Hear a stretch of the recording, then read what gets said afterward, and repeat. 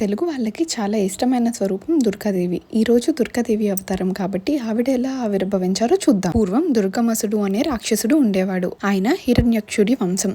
బ్రహ్మదేవుడికి 1000 ఏళ్ళు తపస్సు చేశాడు. అప్పుడు దేవుడు ప్రత్యక్షమై ఏం వరం కావాలి అంటే అప్పుడు దుర్గమసురుడు వేదాలు నా స్వాధీనం కావాలి మరియు 3 లోకాల్లో ఉన్న బ్రాహ్మణులు ఋషులు బుర్రలో ఉన్న మంత్రాలు కూడా నా స్వాధీనంలోకి రావాలి అని కోరుకున్నాడు. అలా బ్రహ్మ నుంచి వరం పొంది వేదాలు అన్ని అతని సొంతం అయ్యాయి.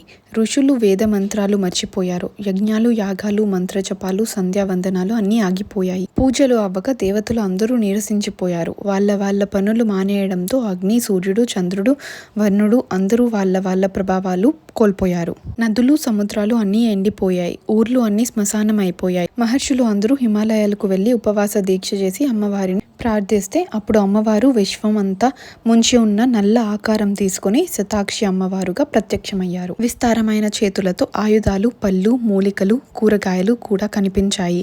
అమ్మవారి కళ్ళ నుంచి వర్షం కురిసి లోకాలన్నీ ఒకేసారి మేల్కొన్నాయి. మొక్కలు అన్నీ చిగురించాయి. నదులు, సముద్రాలు మళ్ళీ నీటితో నిండిపోయాయి.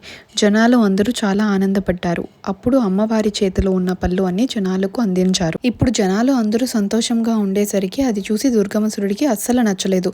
అప్పుడు అమ్మవారి మీదకి యుద్ధంకి వెళ్ళాడు. 11 రోజులు యుద్ధం భయంకరంగా జరిగింది. ఆ యుద్ధంలో అమ్మవారు వాడి కళ్ళను పొడిచి చేతులను నరికి గుండెను చీల్చి వాడిని సంహరించారు. దుర్గమసురుడిని సంహరించిన రూపమే దుర్గాదేవి. ఈ కథ మనకి ఏం చెప్తుంది అంటే మన వేదాలని, సనాతన ధర్మంని జాగ్రత్తగా కాపాడుకోవడం మన కర్తవ్యం. ఈ స్టోరీ మీకు ముందే తెలిస్తే లైక్ చేయండి. తెలియకపోతే మీకు ఎలా అనిపించిందో కామెంట్ చేయండి. మళ్ళీ నన్ను చూడాలి అనుకుంటే ఫాలో అండ్ సబ్స్క్రైబ్ చేసుకోండి.